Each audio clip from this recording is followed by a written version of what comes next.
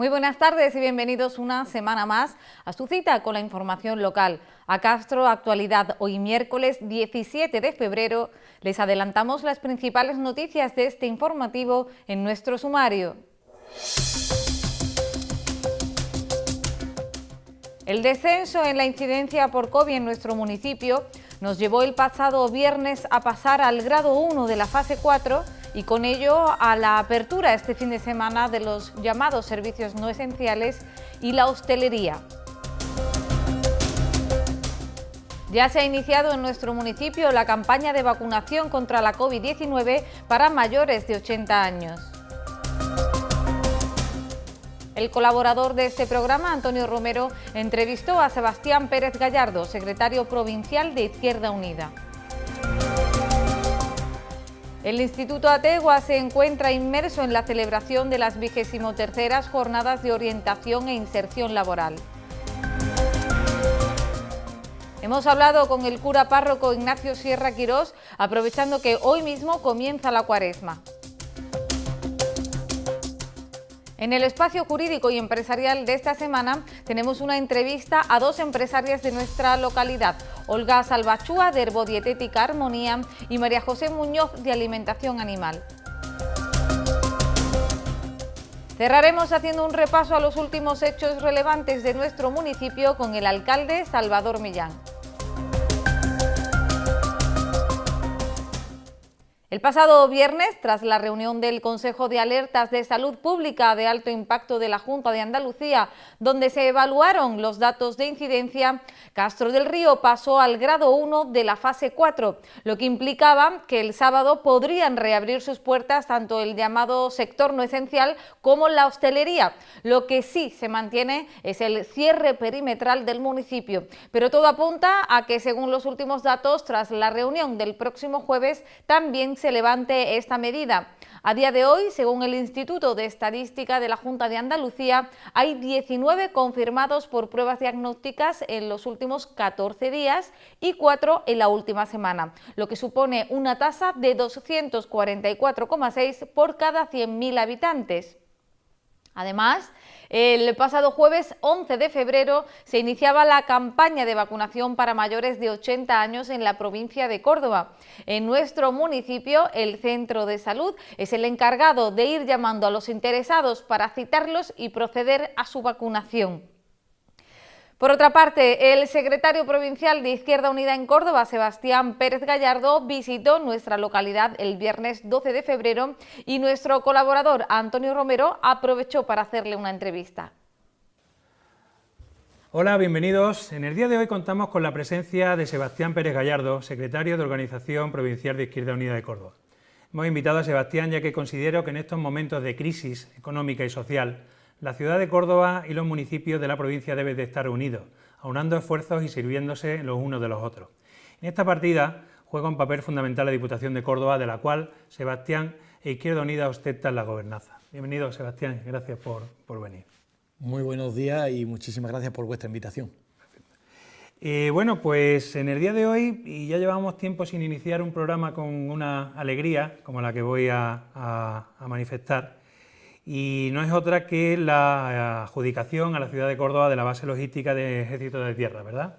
Correcto, la verdad que es una noticia que nos ha sorprendido alegremente a todos y a todas por una cuestión muy simple, porque la provincia de Córdoba es una provincia muy castigada en estos últimos años, unos años muy largos, pues de pobreza, de desigualdad, de desindustrialización y sin una falta evidente real de inversiones públicas. Entonces, por esta nueva propuesta de la base logística del Ministerio de Defensa que se vaya a poner en la provincia de Córdoba supone, pues bajo nuestro punto de vista, un espaldarazo importante al desarrollo de la provincia. A partir de ahí tendremos muchas cuestiones que plantear, pero creemos que es una noticia importante y que rompe una dinámica muy negativa para nuestra provincia. Previamente a que comencemos a tratar los pormenores de este asunto, sí quiero dar la enhorabuena a todos los partidos políticos, a todas, tanto al Ayuntamiento como a Diputación, así como al sector empresarial, porque de esa unión creo que ha salido con éxito esta adjudicación. Y quizás a veces pues debamos de tomar ese camino común y dejar atrás algunas diferentes opiniones sobre asuntos y sobre temas a tratar, pero por ello dar mi enhorabuena a todos aquellos integrantes que han conseguido esta decisión. Explícanos en qué consiste esta base logística, cuál va a ser su funcionalidad, porque bueno, se está hablando mucho de la adjudicación, pero claro, quizás debamos de entrar ya en qué es lo que va a realizar aquí el Ministerio de Defensa y bueno, y cuál va a ser la funcionalidad de lo que en esos terrenos se cree. Bueno, es evidente que es el inicio de un proyecto que ahora toca la construcción del mismo y poner la puesta en funcionamiento del mismo. Todavía quedan muchas cuestiones por cerrar y evidentemente estamos en un debate que además en los medios de comunicación es público sobre cómo se va a configurar ese espacio. Pero más allá de esas cuestiones, que yo creo que es relevante, pondría en valor lo primero que has planteado, es decir, cómo creo que casi todo el mundo en la provincia de Córdoba, agentes sociales, sindicatos, empresarios, las organizaciones políticas y sus instituciones han entendido que era un buen proyecto para la provincia y para la ciudad. Y ahora, pues lo que toca ponerse a trabajar es en el desarrollo del mismo. Es verdad que es un asunto que lo está gestionando directamente el Ministerio de Defensa, que ahora quiere hacer partícipe al resto de administraciones y a los territorios y que, por lo tanto, todavía no se conoce con detalle cómo se va a desarrollar, más allá de las cuestiones y los pormenores que sí tiene el Ministerio de Defensa, pero que ahora toca trasladar pues, a la provincia de Córdoba y, en este caso, a sus ayuntamientos y a sus instituciones. Por lo tanto, esperamos con sorpresa que nos deparará esta base logística, pero lo que sí es importante es que es un cambio radical en una dinámica, como he comentado anteriormente, muy negativa para la provincia y que supone un salto cualitativo. Ya era hora, ¿no, Sebastián?, que a Córdoba se le asignara un proyecto de esta envergadura, porque sí es verdad que desde aquel rechazo a cuanto a la capital cultural de Córdoba, la verdad que los ánimos estaban un poco bajos respecto a traer inversiones a Córdoba, ¿verdad? Correcto, porque además hay que decir cómo, pues por desgracia últimamente las únicas malas noticias que teníamos, pues eso eran malas noticias para Córdoba, como por ejemplo una de las cuestiones que de Izquierda Unida hemos reivindicado siempre es el cierre del cementerio nuclear del Cabril, la falta de inversiones en nuestra infraestructura, la falta tanto terrestres como ferroviarias. Por lo tanto, creemos que es importante, una falta de inversión lógica en una industria que se ha ido mermando año tras año y que por lo tanto pues esta noticia rompe una dinámica muy negativa y que por lo tanto nosotros lo afrontamos con mucha ilusión. Independientemente de que, tal y como has anunciado, queda una larga travesía hasta 2025, que es cuando más o menos el Ministerio estipula que pudiera entrar en funcionamiento esta gran inversión, lo cierto es que ya se barajan algunos números, ¿no? y que va a ser una inversión, según he podido obtener algunos datos, se hablan de unos 350 millones de euros que en gran medida van a venir del Gobierno y de fondos europeos, ¿verdad? Correcto, y además, sumado a eso, es muy importante el desarrollo de las industrias auxiliares. El establecimiento de esas industrias auxiliares es clave, el lugar que van a ocupar es clave, además toda la industria paralela que va a generar de forma indirecta, a su vez las infraestructuras necesarias para que esa base logística funcione, porque hemos estado hablando a través de los medios de comunicación y por lo que nos ha contado el Ministerio de Defensa, cómo estamos hablando del corredor mediterráneo, hay varias vías, si el corredor mediterráneo y varios debates tiene que ir por un lado o tiene que ir por otro, por lo tanto, esas cuestiones que están por cerrar y por determinarse, o sobre todo también en una gran parte por conocerse, es importante que ahora pues lo afrontemos, pero evidentemente es una realidad que es una inversión muy importante.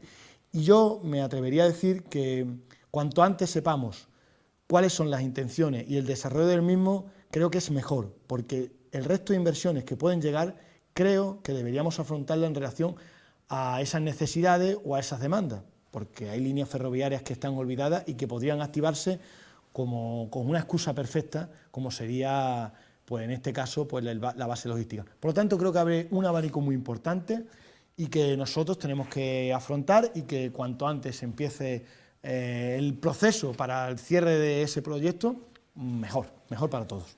Porque, claro, en esta larga travesía, es decir, aquí tienen que acontecer expropiaciones de tal más o menos donde vienen ubicadas, incluso hay viviendas, segundas viviendas, estas parcelaciones que todos conocemos y evidentemente, como refieres, cuanto antes se conozca exactamente el proyecto, pues antes se podrán acometer todos los pasos necesarios para traer esta gran inversión. Y bueno, vamos a hablar del empleo, que al fin y al cabo es lo que casi alegra en igual medida que el desarrollo empresarial, y sobre todo porque creo que el empleo que va a llegar va a ser un empleo cualificado, ¿verdad? Un empleo de técnicos. Correcto. Y cuéntanos. Pues una de las cuestiones y que va agregado es, como tú bien has comentado, la generación de empleo, y una generación de empleo cualificado en este ámbito. Y decimos esto ¿por qué? Porque lo unimos a muchos ámbitos, porque ahora tenemos que unirlo a la educación pública. Necesitamos profesionales, y a lo mejor nuestros centros educativos de nuestra provincia tienen que generar unas FP, en este caso unos grados superiores, pues agregados a estas responsabilidades y a estos empleos que se van a generar. Entonces, lo que venimos a plantear es, en esta cuestión primero, ¿por qué creemos que tiene que ser un elemento participado donde participe patronal y sindicato? Primera cuestión, para que favorezca el desarrollo económico y mejore las condiciones de vida de los ciudadanos y ciudadanas. Por lo tanto, para eso tienen que estar sus representantes sindicales, los representantes de los trabajadores, y tienen que estar los representantes de la patronal, que son los representantes de la empresa. Y segunda cuestión, muy importante también, el papel de la educación pública. Si vamos a tener un desarrollo sobre cuestiones relevantes en materias tecnológicas, en materias digitales, necesitamos una generación de hombres y mujeres de la provincia de Córdoba formados para desarrollar tales ámbitos. Tenemos una oportunidad y tenemos que abrirlo, y que cuanto antes lo conozcamos mejor, y además que sea muy participado y que tenga mucha capacidad de diferentes elementos de la administración que puedan intervenir, porque es verdad que tenemos una oportunidad de desarrollo, y en esta cuestión es clave. Una provincia, como tú bien has dicho, que tenemos un problema de despoblamiento evidente, con mucha pérdida de población, con niveles de pobreza importantes y con niveles de desempleo alarmantes. Esto puede ser una oportunidad, pero además tenemos que trabajarlo para que tengamos una generación formada y preparada para desarrollar estos empleos. Pues ciertamente, en colación a lo que han manifestado con respecto a la educación, pude intervenir aquí con el colegio, con el instituto de aquí de Castro del Río, y ciertamente se generan muchas oportunidades para los pueblos en cuanto a solicitar formación profesional que sea relacionada con el aspecto técnico, que al fin y al cabo esta base logística es una logística técnica que debe de implementarse a todo lo que exige Europa en cuanto a la modernización de todo nuestro ejército. Bueno, pues para finalizar este punto, ¿cómo crees que puede beneficiarse Castro del Río y los diferentes pueblos limítrofes, o de la provincia de Córdoba con respecto a esta gran inversión? Yo creo que hay un concepto que nosotros tenemos que afrontar en esta nueva inversión, y es que esto se trata de un proyecto de provincia, no es un proyecto de Córdoba ciudad. Ya en la propia presentación estaba la propia Diputación Provincial representando a la provincia, y estaban algunos ayuntamientos que sabían de primera mano que iban a ser partícipes del proyecto. Ahora, por eso decíamos que esto tiene que ser un proyecto de provincia y tiene que ser participado. Por eso hemos hablado de las industrias auxiliares, que tenemos que ver dónde se ubican. Por eso hemos hablado de las infraestructuras necesarias para articular toda la provincia, y por eso hemos hablado de los centros educativos tienen que estar preparados. La provincia de Córdoba tiene un problema evidente con la desindustrialización. Esto tiene que ser un salto cualitativo y cuantitativo en un ámbito que es la industrialización de la provincia, y para eso la formación es fundamental. Por lo tanto, frente a toda esta cuestión, creo que el papel de los municipios de la provincia debe ser clave. Debe ser clave el papel de la Diputación en el conocimiento, debe ser clave a la hora de adjudicar o contribuir al desarrollo, y que además creo que de norte a sur de la provincia tienen que verse los municipios, todos los municipios afectados, tanto en su infraestructura como en las posibles industrias auxiliares. Tenemos que iniciar debate. Nosotros de Izquierda Unida tenemos una visión de proyecto de provincia, que vamos a pelear e insistir para que eso sea así, y vamos a implicar a todas las administraciones públicas existentes, porque esto tiene que ser una oportunidad para la industrialización, el crecimiento, el desarrollo económico y la mejora al final de las condiciones de vida de los cordobeses y de las cordobesas, de los vecinos y vecinas de nuestros municipios. Por lo tanto, en esa línea vamos a trabajar. Perfecto. Bueno, cambiando un poco de tema, aunque realmente todo va a estar relacionado en esta entrevista, ¿cuáles son las medidas que aboga Izquierda Unida desde el Gobierno de España a nivel autonómico y provincial para esta recuperación económica? Que bueno, este proyecto, la verdad, que es ilusionante, que también es importante, la ilusión, muy importante. ¿Qué medidas son para acompañar esa medida para la recuperación económica que se nos plantea? Yo creo que primero hay que hacer un marco general, y me da la impresión, no, es una evidencia, de que frente a la anterior crisis del 2008, donde cuando surgió, que no era una cuestión tampoco venía del cielo, sino era al final las consecuencias de una política del capitalismo financiero y de la especulación urbanística, del monocultivo del turismo, donde parece que lo único que interesante en este país era esos dos ámbitos, la cuestión turística y la cuestión urbanística, la especulación urbanística.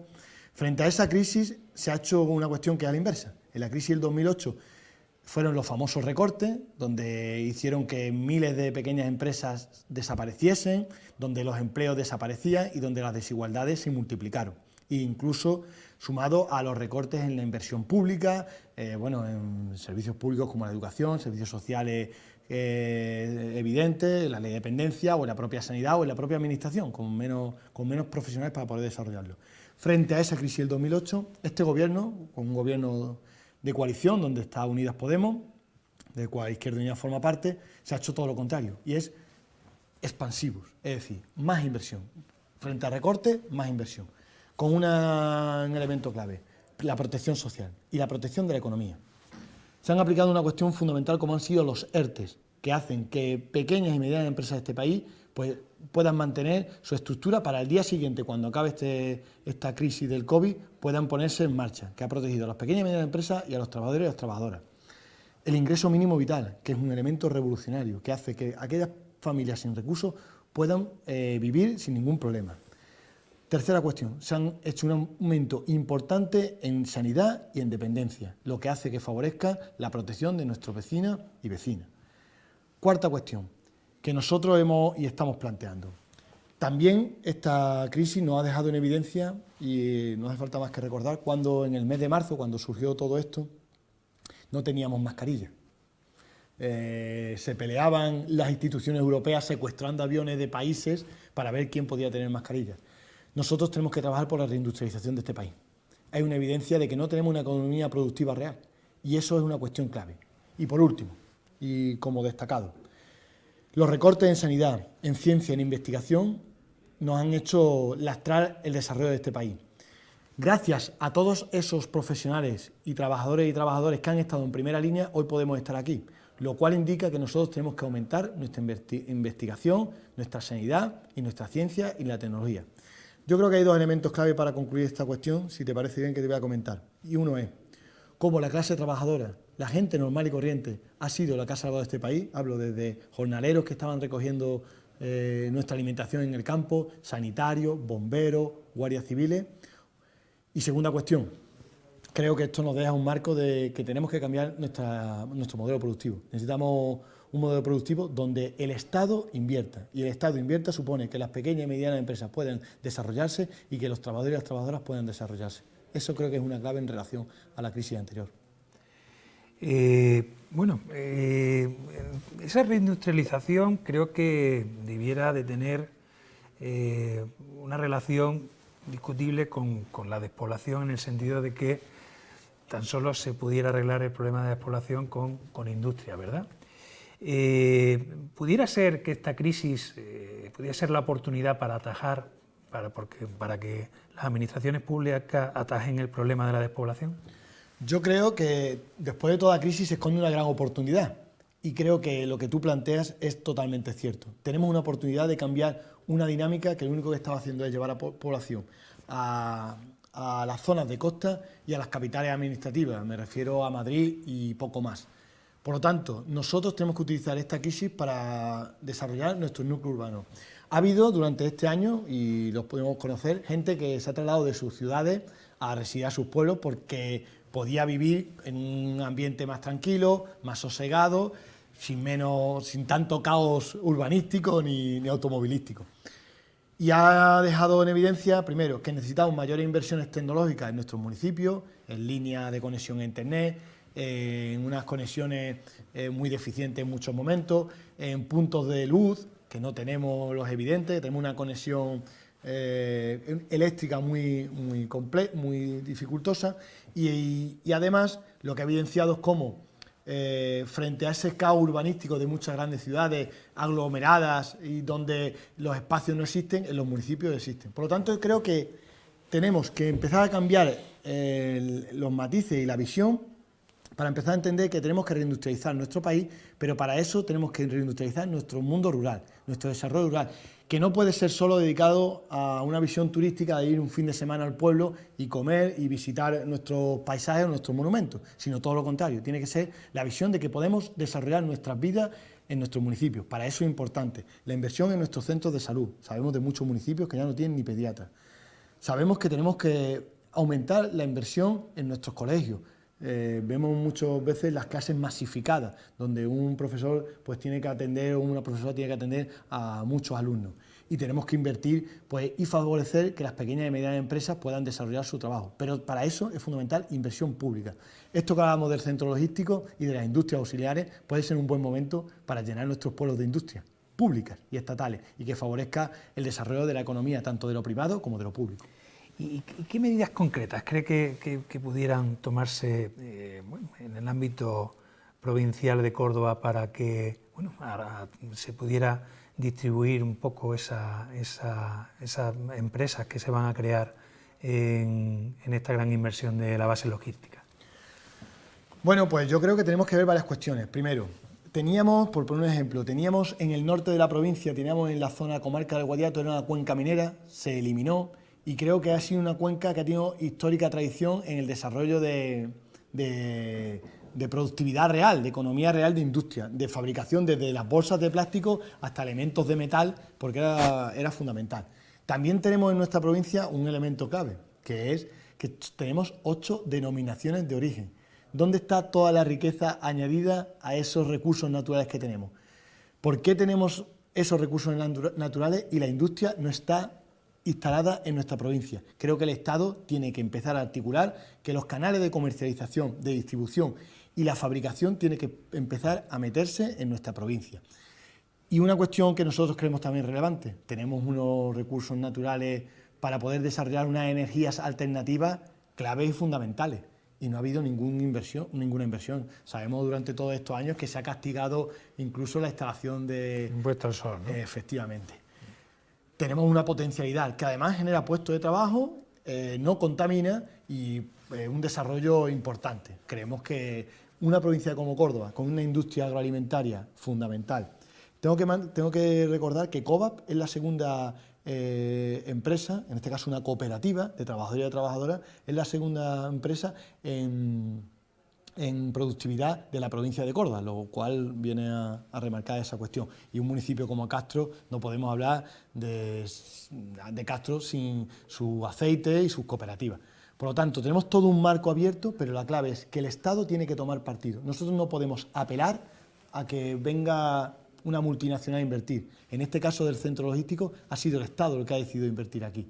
Nosotros tenemos que apelar a que el Estado invierta aquí, tenemos que recuperar empresas públicas y eso de forma paralela animará a la empresa privada, a las pequeñas y medianas empresas para que inviertan en nuestra población y en nuestra tierra. Perfecto, pues Sebastián, si te parece finalizamos la entrevista. Muchísimas gracias por venir, nos has ilustrado de forma muy concreta sobre las medidas que entiendes que desde Izquierda Unida se debieran de tomar para, al fin y al cabo, luchar por esta lacra, que es la despoblación, que finalmente está acabando con nuestros pueblos y con que no haya oportunidades para que los jóvenes se mantengan en lo mismo. Muchísimas gracias. Gracias a vosotros por vuestra invitación y un placer. Como cada año por estas fechas, el Instituto Ategua se encuentra inmerso en la celebración de sus jornadas de orientación e inserción laboral. El lunes 15 de febrero arrancaba la 23ª edición en el Salón de Actos del Centro con la presencia del alcalde Salvador Millán, que estuvo precedido por el director Antonio Herencia. ¿Se oye bien al fondo? Sí. Perfecto. Bien, pues vamos a dar comienzo un año más al acto de inauguración de estas jornadas de orientación y de inserción laboral. Llevamos 23 años organizando unas jornadas que mantienen el mismo objetivo desde su primera edición. Durante una semana vamos a intentar que por el centro pasen pues multitud de personas, multitud de agentes, multitud de instituciones, en unas ocasiones presencial, como va a ser la que tenemos a continuación, en otras telemática, porque hay que adaptarse a las circunstancias que estamos viviendo, pero en cualquier caso todas ellas pretenden que los alumnos de cuarto, vosotros y vuestros compañeros, los alumnos de tercero, los alumnos del ciclo formativo, los alumnos de la formación profesional básica y los de bachillerato, tengáis una visión amplia de lo que es el mercado de trabajo y las oportunidades que tenemos a partir del día en que salgamos del instituto. Quiero agradecer a todos los ponentes que van a pasar todos estos días por aquí, al personal técnico de los distintos organismos, emprendedores castreños que vayan a tener la oportunidad de que os expliquen sus vivencias y su forma de llegar a emprender, antiguos alumnos y demás participantes, la aportación y las vivencias que durante estos días van a compartir con todos vosotros, para que en la medida de lo posible os ayuden a tomar pues, esa es una de las decisiones más importantes de vuestras vidas y que se os presenta para el futuro. A continuación tomaron la palabra Benito Bravo de Muebles y Olca y Juan Pedro Montilla de Hortícolas Castreñas en una conferencia inaugural como representantes de antiguos alumnos que han optado por el emprendimiento empresarial ligado a sectores de una fuerte tradición en nuestro municipio, como son la carpintería en mueble de olivo y el cultivo de huerta. Con estas jornadas, el Instituto pretende plantear a su alumnado las opciones laborales de las que disponen y para ello contarán con diferentes ponencias presenciales y online, así como talleres que les ayuden a elegir la que mejor se adapte a cada cual. Hoy es miércoles de ceniza y comienza el tiempo de Cuaresma. En realidad, una Cuaresma que vuelve a ser diferente porque parte de la base de que ya sabemos con certeza que no habrá Semana Santa. Sin embargo, sí que se llevarán a cabo otros cultos religiosos y para hablar de ellos hemos invitado al cura párroco Ignacio Sierra Quirós. Hoy, miércoles de ceniza, comienza una Cuaresma atípica, aunque ya el año pasado se decretó el primer estado de alarma. Lo cierto es que no deja de ser un año en el que se han acumulado muchísimas cosas, entre ellas y las más graves el número de víctimas. Nos acompaña para hablar de este periodo de tiempo el cura párroco Ignacio Sierra Quirós. Muchísimas gracias y bienvenido. Gracias a ti, María. Muchas gracias. Decíamos que una Cuaresma típica que ha comenzado precisamente hoy. ¿Con qué actos? Bueno, los actos propios del miércoles de ceniza, con las misas de imposición de cenizas para adultos, para niños, la exposición del Santísimo Sacramento y amplio tiempo para poder confesar, para recibir el sacramento de la penitencia.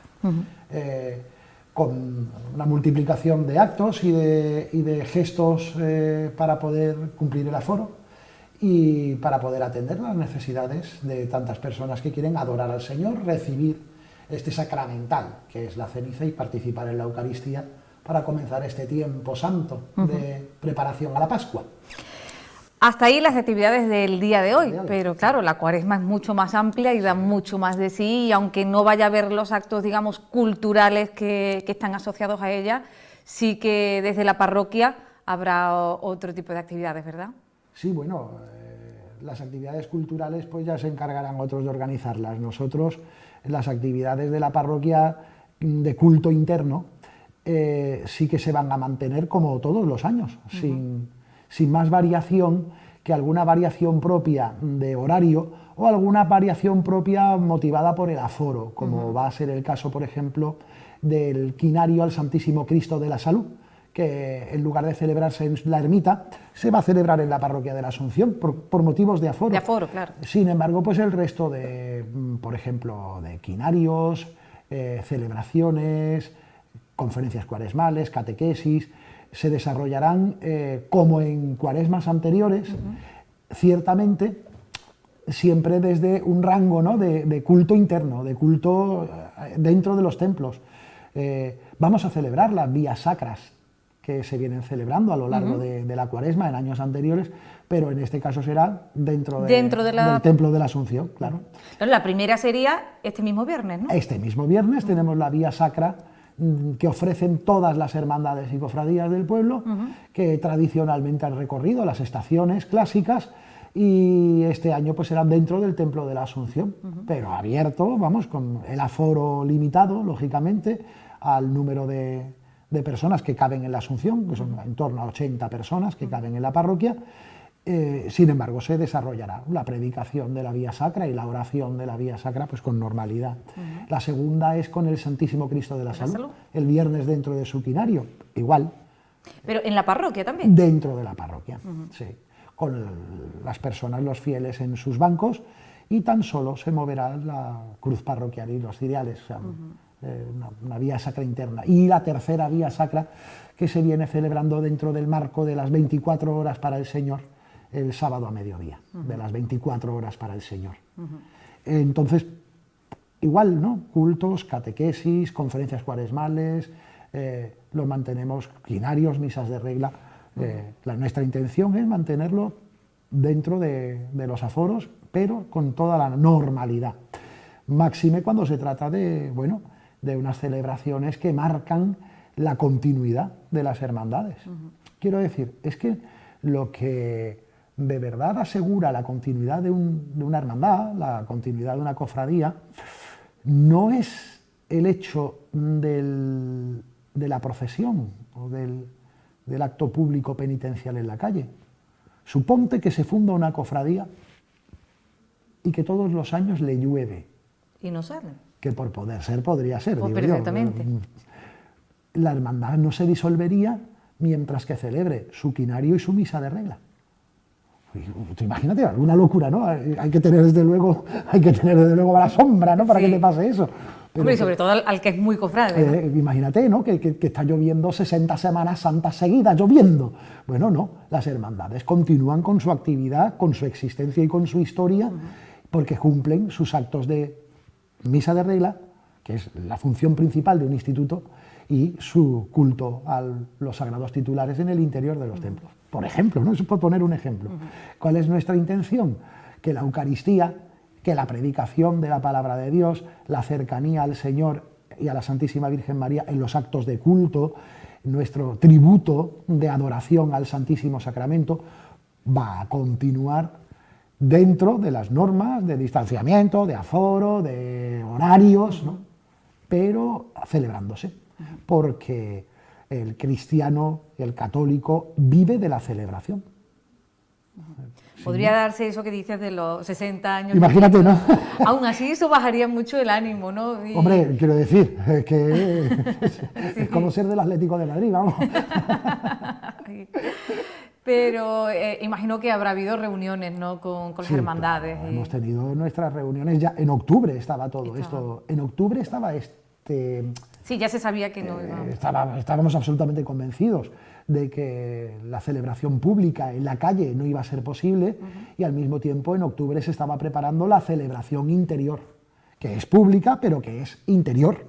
Es un trabajo más personal, más íntimo. Es un trabajo más íntimo, es un trabajo un poquito más complicado, donde los nervios también mandan mucho, porque la indefinición de las autoridades nos mantiene siempre en junto al estado de alarma también hay un estado de indefinición, de suspensión de la realidad un poco. Sí, en que hoy es miércoles de ceniza, dentro de semana y media podremos cumplir con los horarios que tenemos previstos para unos cultos. Es que es complicado, ¿eh? Sí. Es difícil. Es complicado organizarse Organizar y organizar a medio plazo. Ya, así a largo plazo no te cuento, ¿no? Pero a medio plazo es difícil organizarse, tanto que estamos como trabajando siempre sobre supuestos. En el caso y eso agota. Por eso las hermandades y cofradías de nuestra parroquia, desde luego, están dando todo lo que pueden dar, están dando de sí y están esforzándose al máximo para salvar y para facilitar y para procurar que este culto a nuestros sagrados titulares sea un culto que nos conduzca a Dios, al contacto íntimo con el Señor Jesús, particularmente en la Eucaristía, claro. Pues muchísimas gracias. María, estoy encantado de estar aquí. Recordar que esa primera cita es este viernes, ¿a qué hora? Bueno, el 6:30, tendremos la celebración propia, primera misa, que es la misa como de pistoletazo de salida, siempre lo ha sido así, ¿no? Sí. De la Cuaresma Cofrade, que será el viernes a las 6:30 con la celebración de la Santa Misa. Y a continuación la vía sacra de las hermandades, en el interior del Templo de la Asunción, con aforo restringido y con las normas que nos impone la situación y las autoridades. Bueno, si puedo aprovechar, casi que aprovecho la cámara para Claro, decirlo, por ¿no? supuesto. Vamos a ver, queridos hermanos, a mí me da una fatiga terrible cuando tengo que decir esto es lo que hay, pero es que no es cosa mía. Es que no es cosa mía. Por ejemplo, en un funeral, a mí el que podamos celebrar el funeral de mañana depende de cómo hemos celebrado el funeral de ayer. Si se rompe la normativa de aforo, si se rompe la ley que nos exige un número concreto de personas en el templo, pues nos podemos ver que esto afecte mucho a lo que pueda suceder la semana que viene. Entonces, cada banco tiene una etiqueta, ocupamos la etiqueta y cuando se llene, se llenó. Y esto el primero que lo siente soy yo, que soy el cura del pueblo a quien le encanta ver la iglesia llena y entonces se me calienta el cielo de la boca y me lío a predicar. Que somos todos humanos. No, sí. ¿Yo qué quiero? Pues yo quiero ver un templo lleno, colas en el confesonario y que se acaben las sagradas formas a la hora de comulgar.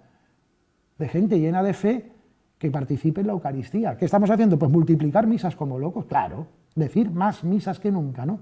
Bien, pero siempre con ese aforo que no es cosa mía, es cosa de una normativa. Hoy por hoy estamos a un tercio. Un tercio de la Asunción son entre 80 y 90 personas. Hay que ocupar los sitios y no se puede estar de pie en los pasillos laterales. Por transmisión del virus, llamémosle H, está mandado y lo tenemos que cumplir. Es lo que nos ha tocado. Claro, para que la semana que viene podamos celebrar también, ¿no? Digo yo. Sí. De lo que hagamos hoy depende lo que podamos hacer mañana. Exacto. Por eso que no es cosa mía, que esto es la ley. Claro. Así estamos con todo. Así estamos, y es como hemos hablado antes, Sí. y así estamos con todo. Yo le pido a todas las personas pues, que estéis más o menos atentos a los canales de información de las cofradías, Facebook de cada hermandad, al mío propio, y a los carteles que vamos poniendo por el pueblo, en el caso de que haya alguna variación en los horarios previstos. Aún así, desde Telecastro procuraremos también estar en contacto con la parroquia para ir informando y semana a semana con esas actualizaciones que hacen desde la Junta de Andalucía, pues también irán esas actualizaciones que hagan en los cultos. Hoy te lo agradeceremos muchísimo. Y yo encantada. Muchísimo, te lo agradeceremos muchísimo. Pues muchas gracias por venir. A ti y a Telecastro, María, muchas gracias. Gracias. Continuando con la ronda de entrevistas a los autónomos de nuestro municipio, el presidente de Auteca, Antonio Romero, ha contado esta semana con la presencia de Olga Salvachúa, de Herbodietética Armonía, y con María José Muñoz, de Alimentación Animal. Hola, bienvenidos. En el día de hoy contamos con la presencia de dos empresarias de Castro del Río que han aceptado la invitación a fin de que puedan plantear las inquietudes y las necesidades que sus negocios en estos tiempos de pandemia deben de recibir por parte de las administraciones y por parte también de las asociaciones como las que presido. Contamos con la presencia de Olga Salvachúa Pardillo, gerente de Herbodietética Armonía. Hola. Hola, buenas. Olga. Y contamos también con la presencia de María José Muñoz Mármol, gerente de Alimentación Animal Virgen de la Salud. Hola. Hola, Antonio. Bueno, pues bienvenido. Gracias por venir y bueno, contarnos qué es lo que opináis acerca de este último cierre o bueno, acerca de estos cambios constantes que están sucediendo acerca de las horas de apertura, de los cierres, de los nuevos condicionamientos. Contarnos cuáles son vuestras inquietudes y cuáles son las necesidades que creéis que debemos de mejorar por parte del Ayuntamiento, de las administraciones y de las asociaciones de empresarios. Olga, Bueno, empieza tú. Pues gracias por la invitación, ante todo. Y bueno, quiero aprovechar la oportunidad para un poco expresar mi situación como autónoma. Yo creo que definiría esto como incertidumbre. Me parece la palabra que más expresa lo que siento, ¿no? Yo tengo un herbolario, es un epígrafe, pues bueno, no tan común como otros, pero es un negocio más, al que no se nos da muchas veces pues, visibilidad ni la opción de de saber en qué situación estamos. En cuanto no a cierre, porque tengo alimentación, pero sí en cuanto a horario, en cuanto a, bueno, a otros temas, ¿no? Incluso con las ayudas, tampoco muchas veces se cuenta con nuestro epígrafe, por lo cual nos quedamos un poco ahí en un vacío que no sabemos muy bien en qué situación está. A nivel de ayudas, pues bueno, yo pienso que evidentemente un autónomo que deja de ingresar o ingresa mucho menos en estos tiempos, cuando además están subiendo cuotas, que creo que ya van 2, pues se complica, ¿no? Se complica el mantener. Es verdad que al no tener trabajadores es más sencillo, pero no deja de tener unos gastos mensuales fijos que hay que salir adelante con ellos. Entonces, a nivel económico, yo en mi caso no he recibido nada en todo el año 2020, ni lo que va del 21, ni tengo así a vista nada solicitado, porque no he tenido la oportunidad. Siempre falta algo que no cumplo o que no se toma en cuenta.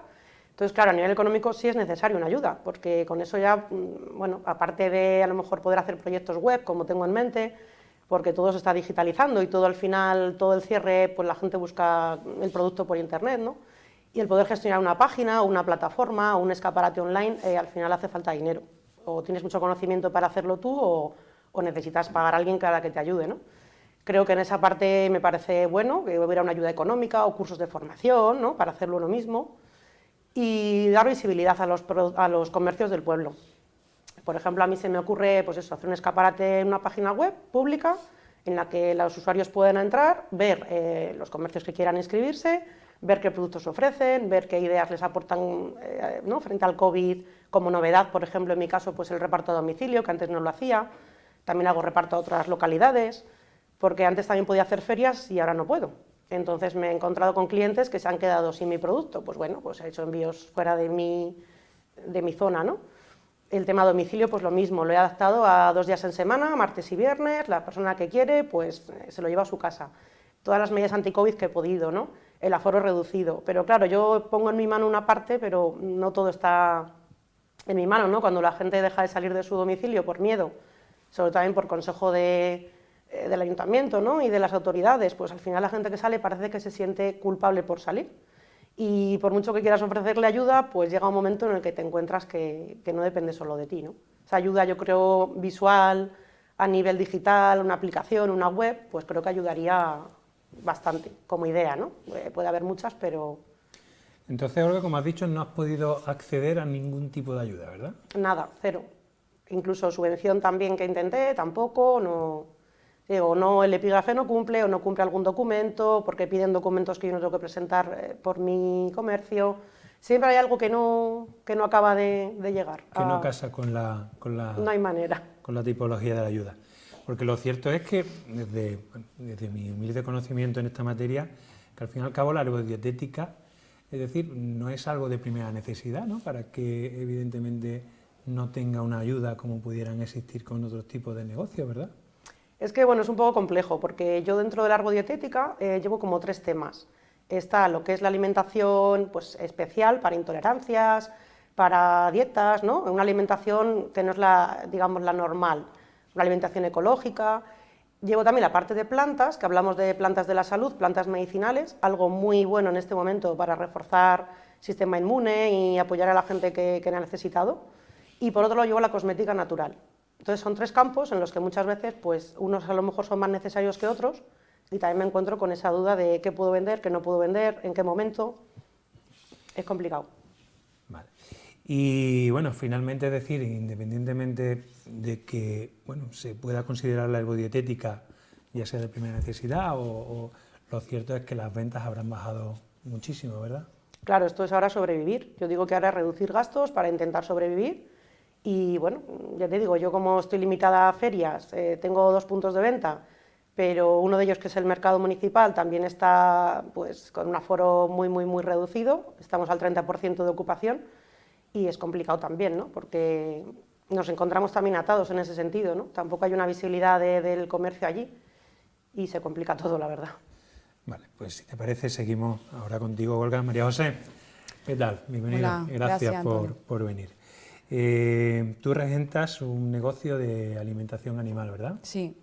¿Y cómo te está afectando a ti esta maldita pandemia y estos cambios a veces sin mucho sentido que las autoridades vienen imponiendo a los negocios? Pues yo corroboro lo que ha dicho mi compañera Olga.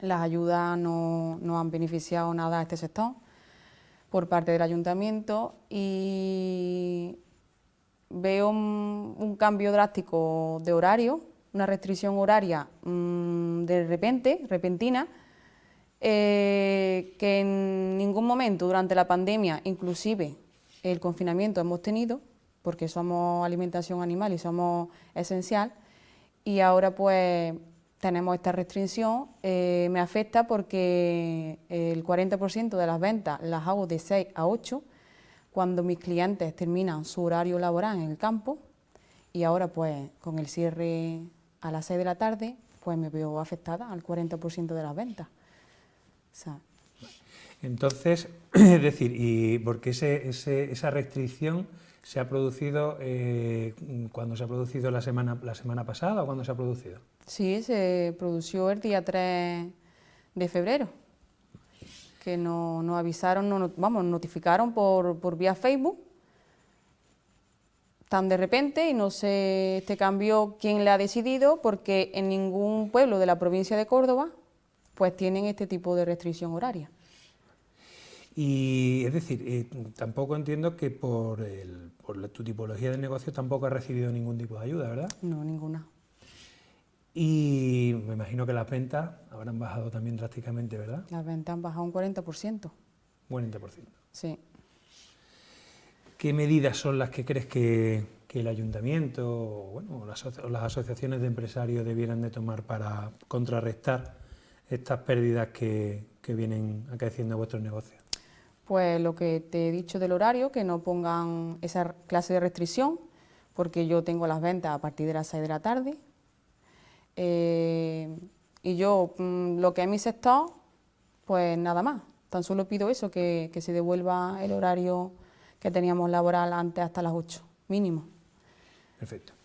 Desde mi humilde opinión, si bien, bueno, esto te lo podré aclarar, entiendo que ya sí podrías, con la nueva apertura que se produjo el sábado, abrir hasta las 8 de la tarde. Así que, bueno, lo consultaré y te lo informaré. Gracias. Más formalmente. Bueno, Olga, has planteado y has hablado un poco del mercado, el mercado donde está instalado tu negocio, ¿verdad? Tengo parte de mi negocio allí y la otra parte en Luis Braille. ¿Cómo está afectando al mercado esta pandemia, no ya a tu negocio, al mercado? Al mercado en general, ¿no? Pues la verdad que está afectando muchísimo. Para empezar, el quitar el mercadillo municipal de la zona de su antigua ubicación nos ha afectado muchísimo, sobre todo los martes, claro, que es el día del mercado. Yo voy martes y viernes, entonces a mí me ha afectado en el 50%. Para mí el martes era el día bueno de venta, porque había más afluencia de público y yo creo que en general en el centro del pueblo se movía, ¿no?, la gente. Y ahora con este cambio, pues la verdad es que se ha notado muchísimo. Ya digo, han cerrado más puestos desde que esto ha ocurrido, o sea que yo creo que nos ha afectado a todos. ¿Qué puestos son los que han cerrado, Olga? Pues cerró uno de fruta que había, una muchacha de tocados también, y tampoco ha venido nadie nuevo, ¿no? Al final vamos a menos cada vez. Ha cerrado casi el 50%, ¿verdad? Claro, ahora mismo estaremos sí, entre 4 y 5, porque hay uno que dejan abrir y cerrar, es de ropa, pues en función de la norma, ¿no? El resto tenemos alimentación, nos permiten abrir, pero claro, si no viene gente, pues poco podemos hacer, ¿no? ¿Y qué medidas crees que se podrían implantar para, no sé, para...? Pues yo se me ocurre, lo primero de todo, el fomentar y el ofertar los puestos libres, creo que es básico, ¿no? El que si hay de 14 puestos, quedan libres prácticamente 10, pues el hacer ofertas y el decir, mira, 6 meses de carencia, ¿no?, por ejemplo. Que tengas que estar un tiempo, pero mira, te voy a regalar X meses, para un poco que la gente se anime y empiece, que realmente el problema yo creo que no sería el económico, por la cantidad que se paga. Pero una manera como de invitar a la gente que se anime, ¿no? Gente que esté ahora mismo en el paro, que no tenga trabajo, pues que diga, mira, voy a montar un negocio. La verdad es que hay muchos campos allí y ahora mismo no hay frutería, no hay panadería, ¿no? No sé, cualquier negocio que vean factible y que un poco el ayuntamiento pues lo promoviera, que diera visibilidad en carteles publicitarios, en televisión, en radio, sí, no sé, ¿no? Al fin y al cabo se trata de diversificar un poco lo que se ofrece en el mercado, ¿no?, para que al fin y al cabo se convierta en eso, ¿no?, en un mercado donde se pueda ir a hacer la compra y puedas comprar de casi todos los productos de esa cesta, ¿verdad? Y aprovechar unas instalaciones que están renovadas, que están fenomenal. A lo mejor sí que estaría bien el poder poner algún aparcamiento para facilitar la compra, ¿no? bueno, tema de climatización, o sea, serían mejoras, pero yo creo que lo principal de todo es dar visibilidad a los puestos vacíos, intentar promover la compra local ante todo. Que sí es cierto que, bueno, creo que algún compañero tuyo me la ha solicitado, que se pudiera realizar cualquier tipo de obra en la parte posterior, ¿no? para cargar la mercancía y convertir todo lo que son bueno, pues los aparcamientos de la Cuesta de los Mesones en lo que aparcamientos no para ustedes, para la carga y descarga, sino para las personas, porque la verdad que es un poco difícil el acceso, ¿verdad? Siempre que facilites a la gente el transporte, pues evidentemente, ¿no? Si tú tienes un aparcamiento sencillo, pues vas a elegir ese sitio. Cuando te complican, es verdad que hay mucha población que a lo mejor va andando, mayor, vecinos, pero mucha otra que necesita el coche pues porque vive lejos o porque va a cargar y no puede ir con peso, ¿no? Y siempre todas las facilidades pues serían estupendas. Cambiando un poco de ámbito, ¿consideráis suficiente el tiempo en el cual, bueno, pues las autoridades, o la Junta de Andalucía o el Ayuntamiento, cuando publican la Junta de Andalucía, o más la Junta de Andalucía, que es la que finalmente, es la que dicta, es la que tiene la competencia para cambiar o para decir si podemos abrir o no, ¿consideráis suficiente el tiempo con el que avisan para preparar vuestros negocios o para adecuar la apertura de vuestros negocios? Pues no lo veo suficiente. Son horas, es que realmente, ¿no? La última ha sido, creo, viernes noche, lo comunicaron y sábado por la mañana tienes que estar abierto. Nosotros a lo mejor podemos tener un stock, pero un bar, por ejemplo, o algo más de una tienda de alimentación fresca, pues es complicado. Yo me enteré porque me mandaron un WhatsApp con el cartel que había hecho el Ayuntamiento de Castro del Río. Quizá esa noche, si cierro y llego a mi casa, dejo el móvil a un lado, pues no me entero hasta el otro día que me hubiesen llamado la atención la policía local.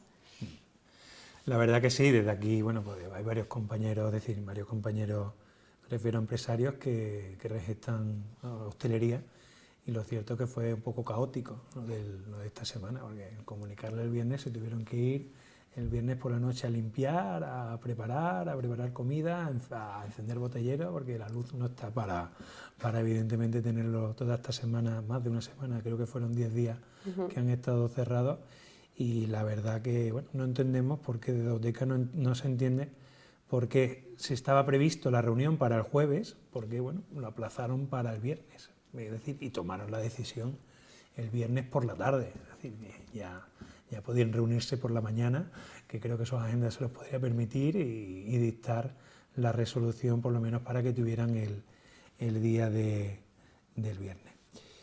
En cuanto, si me permite, Jorge, Auteca sí lleva un tiempo trabajando, porque creo que en aras de lo que has comentado, que pudiera ser una medida fructífera para todos vuestros negocios, el crear un entorno digital en el que pudierais ofertar los productos para que tuviera una visibilidad y sobre todo una fácil compra, ahora que el negocio electrónico está en auge.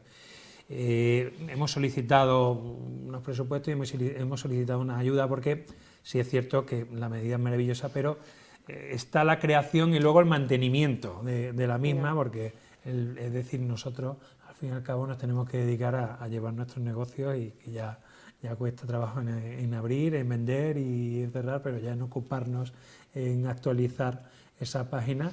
Pero bueno, sí comunicaros que estamos trabajando y estamos pidiendo la ayuda, que esperemos que la recibamos.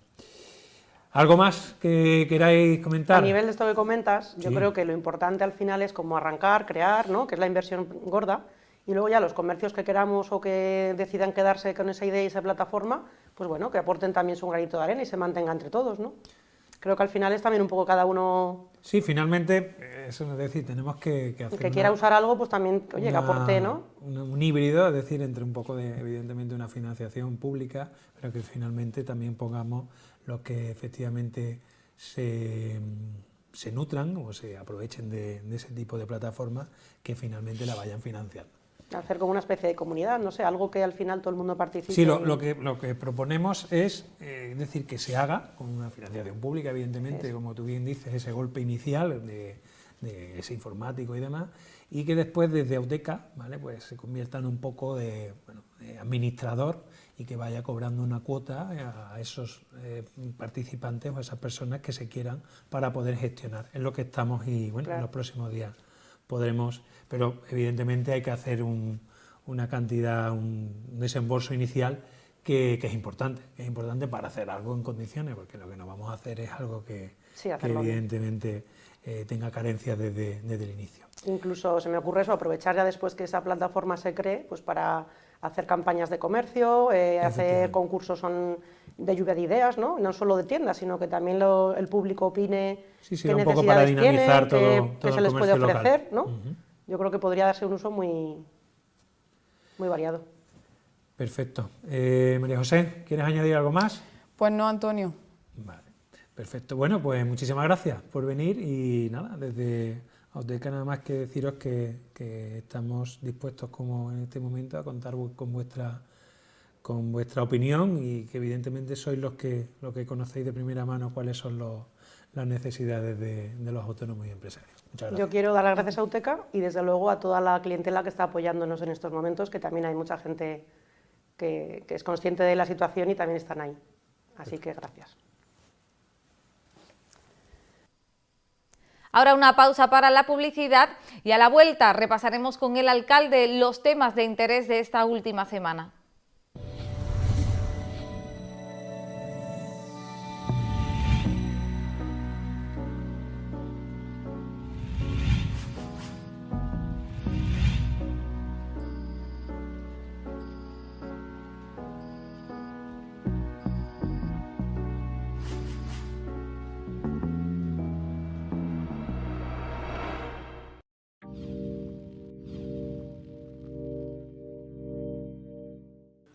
Bien, y como les decíamos, contamos una semana más con el alcalde Salvador Millán para repasar las últimas noticias que han sido relevantes para el consistorio de nuestra localidad.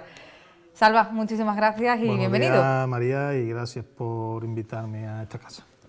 Salva, como siempre tenemos que abrir desde hace un año para volver a sacar el tema COVID. Y parece que por fin esa tendencia a la baja ha dado sus frutos, ¿no? Sí, ya nos comunicaban el jueves pasado, en conversaciones con el Centro de Salud, ya nos comunicaban una tendencia a la baja de los casos, ya se habían procedido a hacer una serie de altas que iban a reducir considerablemente el número de casos activos en nuestro municipio y aparte tampoco estaban saliendo muchos casos. Lo vemos con los datos que tenemos en estos días, había 29 casos en el día de ayer y en los últimos 14 días con una tasa de 373,4 casos activos en los últimos 14 días con respecto a la tasa esta de casos cada 100.000 habitantes.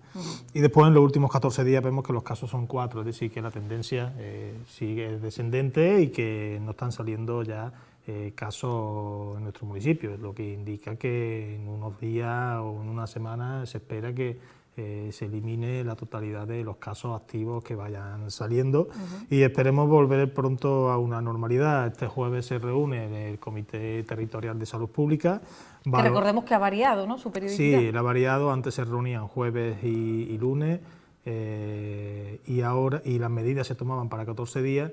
Y ahora con esta medida, que creo que es acertada, se toman las medidas cada 7 días, es algo que se venía reivindicando, una mayor agilidad en la hora de la tramitación de los datos y después no tener esas medidas restrictivas mucho tiempo porque afectaba realmente a lo que es a la economía y sobre todo a la hostelería y al comercio que se dice que es no esencial y que creemos que es un acierto esta medida que han llevado a cabo, han rectificado a tiempo y por lo menos este fin de semana ya hemos podido, nuestra hostelería y el comercio han podido abrir sin ninguna problemática, con las limitaciones que hay, con la normativa que hay a nivel de Andalucía, pero bueno, esperemos que dentro de poco podamos ya no tener ningún caso y esperemos que ahora, cuando entremos ya en el mes de marzo, podamos volver a una pequeña normalidad y que esta tercera ola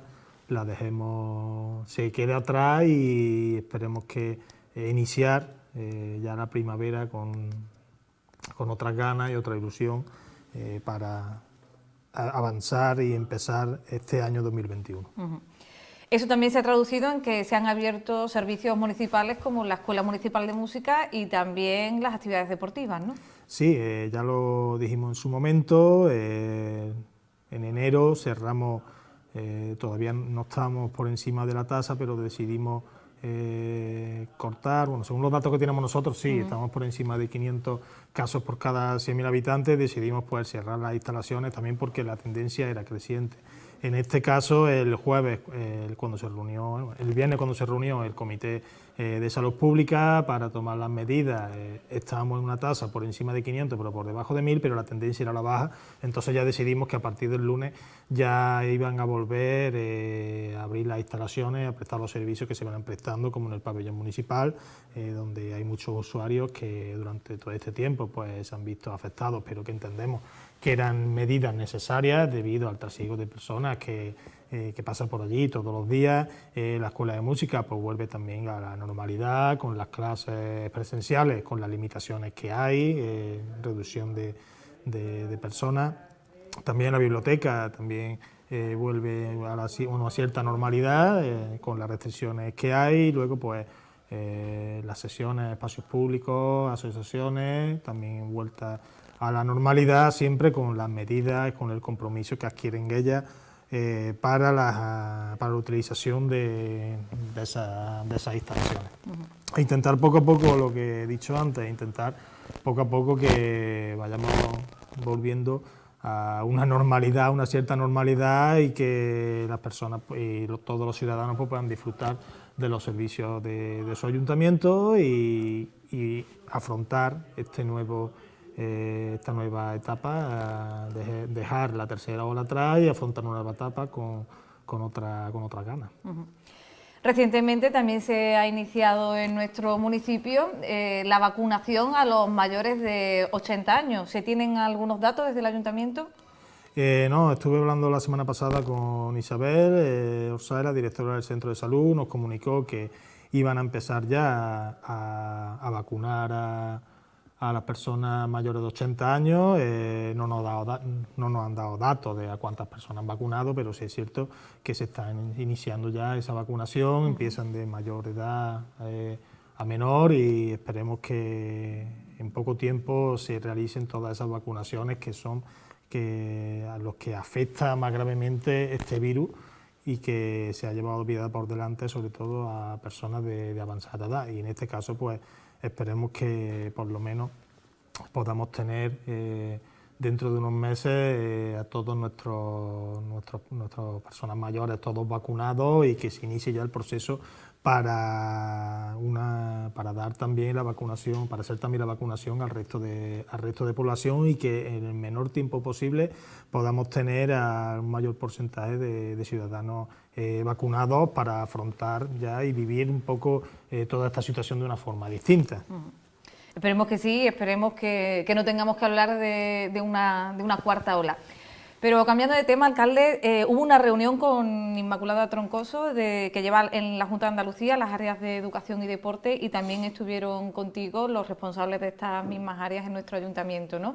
¿Qué salió de esa reunión? Sí, bueno, me acompañaron en la reunión Carmen María Gómez, que es concejal de Educación, y Francisco García Recio, como presidente del Patronato Municipal de Deportes.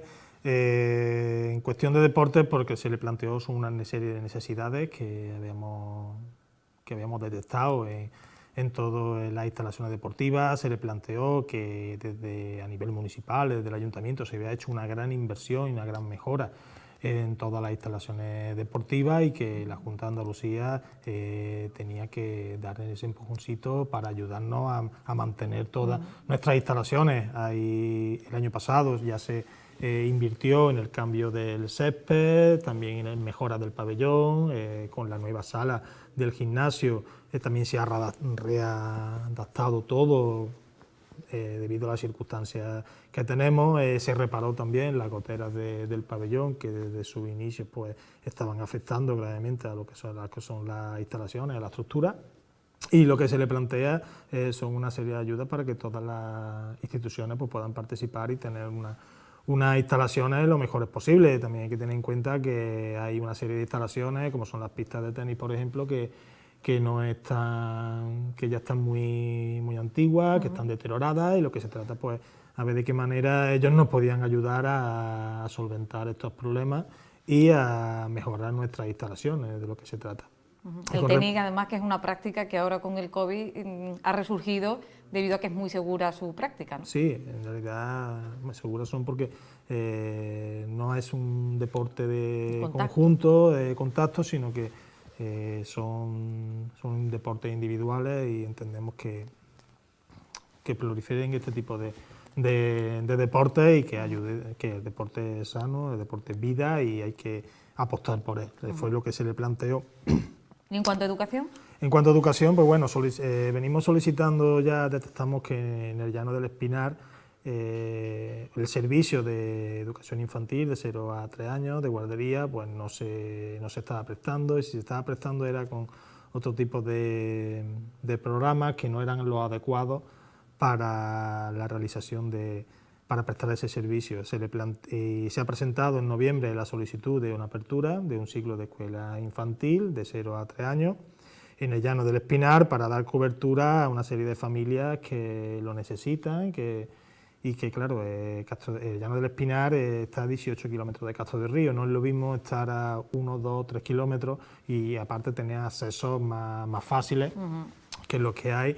Sí, hay que tener en cuenta todo ese camino, son 18 kilómetros de aquí al Llano del Espinar, con una carretera no en muy buenas condiciones, y lo que se plantea es pues, prestar ese servicio allí, que la Junta de Andalucía nos dé el visto bueno. Se le planteó que se ha realizado una solicitud y ver de qué manera lo pueden enfocar para que el año que viene ese ciclo de educación infantil se pueda prestar. Eso también es beneficioso para el mantenimiento de la población en el Llano del Espinar, que en los últimos años pues, iba bajando la natalidad y que parece ser que está repuntando ahora un poco, y es lo que se intenta, ese trabajo constante de mejora de los servicios municipales, de los servicios públicos allí en nuestra pedanía, para que se pueda mantener la población y fijar una población y luchar contra el despoblamiento rural, que es un problema en nuestro país.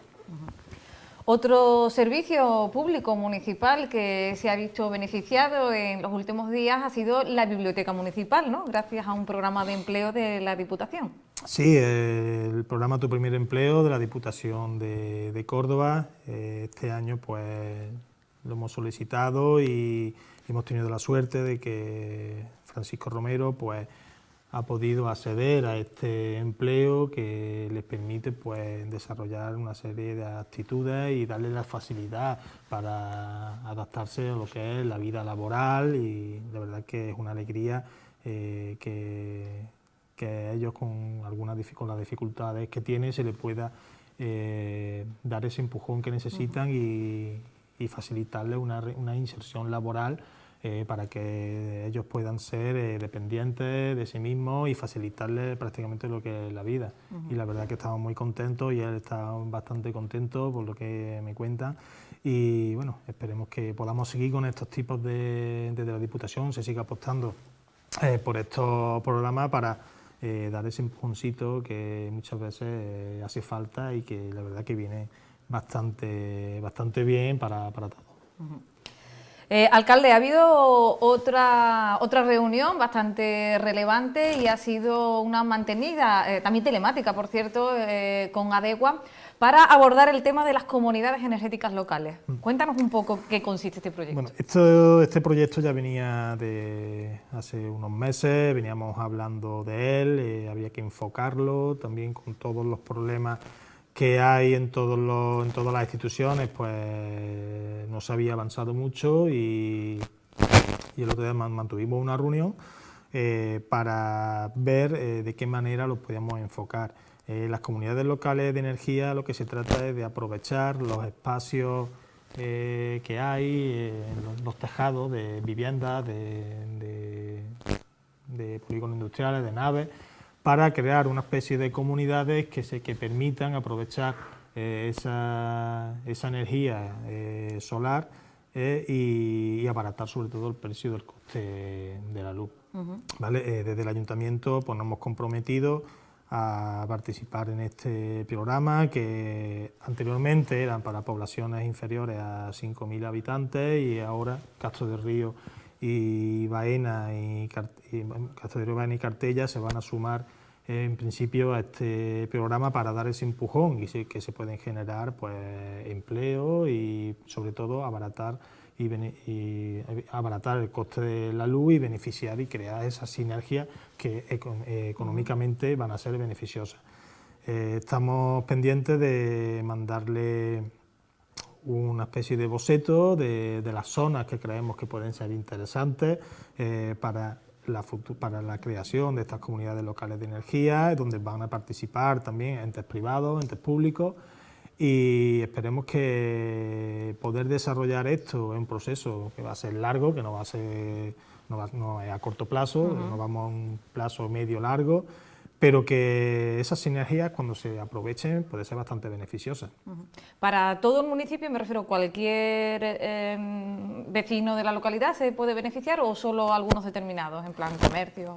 Sí, realmente lo que se trata es de crear como una especie de... Las comunidades tienen un radio de acción de 500 metros. Es decir, pongamos, por poner un ejemplo, la cooperativa de la salud, por ejemplo. La cooperativa de la salud tiene una cubierta, esa cubierta pues se puede instalar una serie de placas solares y todos los que pertenezcan a un radio de 500 metros pueden beneficiarse de esa energía que se genera. ¿Sean particulares o sean empresas? ¿No? Claro. Sí. Y lo mismo pasaría con el ayuntamiento, instalaciones municipales que tengamos, esa inversión que se realice, todo aquel que quiera participar en esa comunidad en un radio de 500 metros del centro de donde estén instaladas esas placas, pues puede pertenecer a esa comunidad y beneficiarse económicamente de esa rebaja de la luz.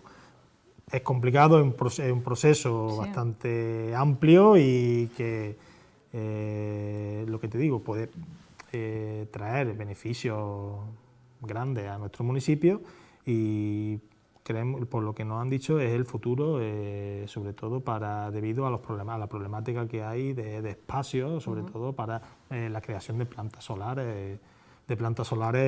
en los municipios. Pero esperemos que esta opción salga adelante y nos beneficiemos pues, todos los castreños de esta iniciativa.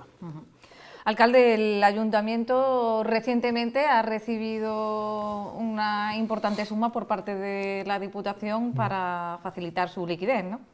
Sí, son 1.950.000 euros aproximadamente lo que se ha recibido, esa recaudación que corresponde al 80% de la recaudación anual que tenemos en Castro del Río a través de impuestos y tasas. La verdad que es una cantidad importante que viene bien a los ayuntamientos para dar esa liquidez, para seguir realizando inversiones, políticas sociales y todo el gasto corriente que se realiza diariamente en nuestro ayuntamiento.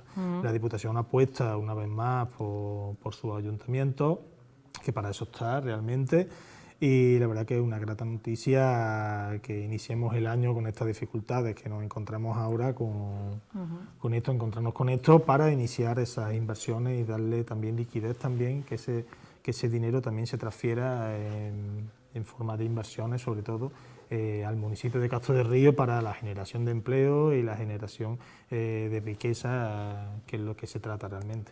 Y que falta nos hace en los tiempos que corren.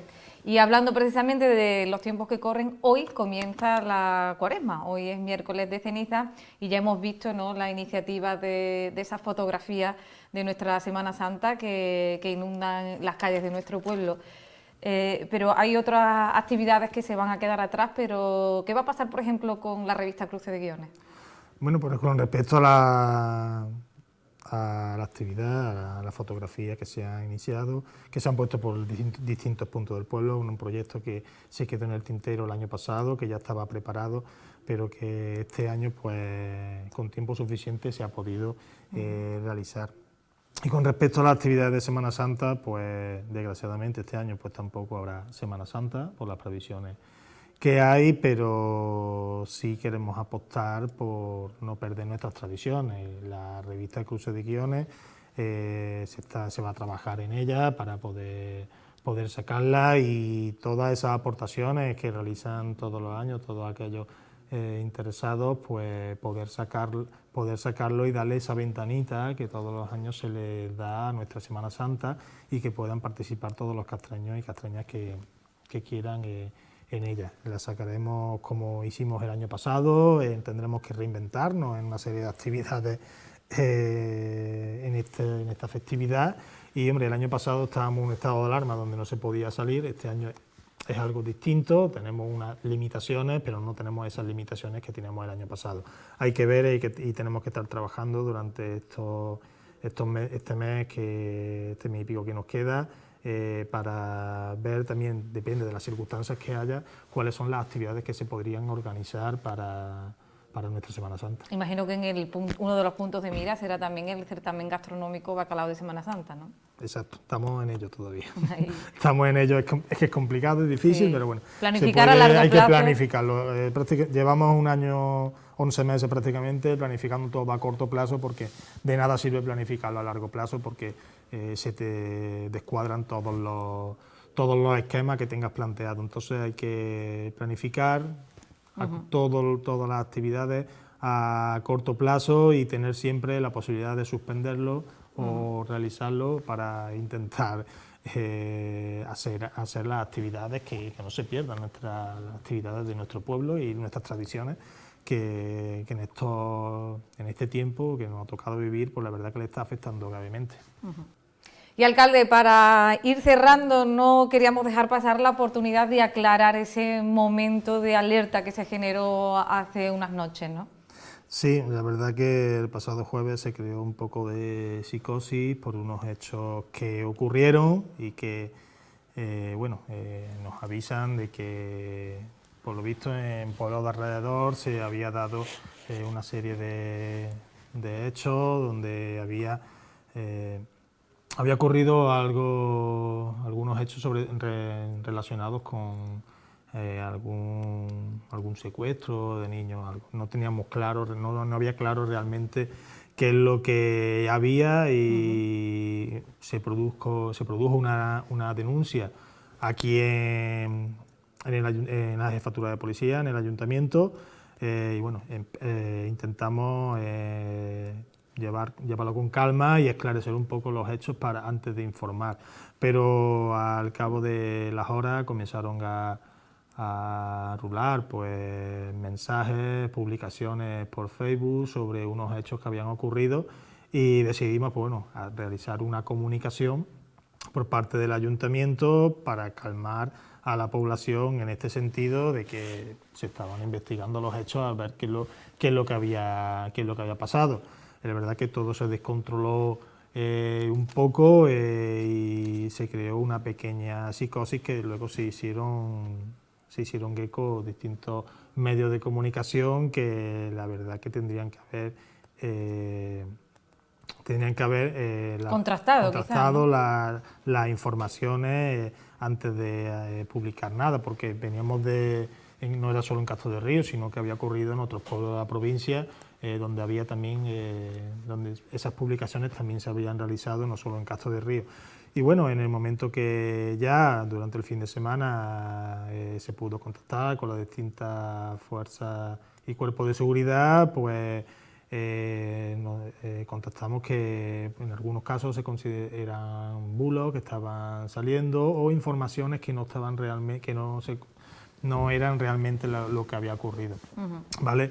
Es cierto que lo único que por lo menos solicitamos en su momento a la población que era prudencia y cautela ante esto, y para evitar actos mayores que pudieran ser perjudiciales. Entonces lo que se intentaba por lo menos es calmar a la población y sobre todo darle ese mensaje de tranquilidad, pero también un poco de alerta de que hasta que no se esclarecieran los hechos era menester pues tener esa prudencia sobre todo. Y el lunes pasado pues realizamos un comunicado donde ya se decía que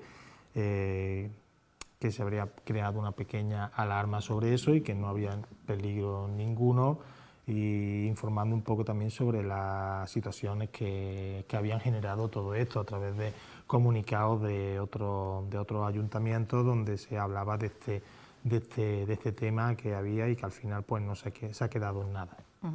Es normal que las familias, que los padres quieran proteger a sus hijos. ¿Qué puede hacer un padre, un ciudadano castreño? Le llega una información de este tipo a través de redes sociales. ¿Cómo puede contrastarlo? ¿A quién o a qué entidad puede dirigirse para discernir si algo es real o no? Realmente a mí me preguntaron por privado varias personas, y lo que se les dijo que bueno, que algo había, pero que teníamos que primero contrastarlo y teníamos que informarlo. ¿Verdad? Lo cierto es que se había producido una denuncia por parte de una familia, y es cierto también que comenzaron luego por redes sociales, comenzaron a realizar publicaciones sobre un secuestro un presunto secuestro. Entonces, pues claro, todos esos ánimos, esas publicaciones hay que contrastarlas, y claro, eso creó una pequeña psicosis en las familias, que la verdad teníamos que atajar ese problema y comunicar, que fue lo que hicimos el lunes pasado, comunicar que no había, que pueden ser bulos que se generan por ahí, que nos llegan después, y estamos tratando con niños. Entonces pues eso crea bastante alarma social, y entonces pues lo que se trataba de eso, de informar sobre todo a todas estas familias.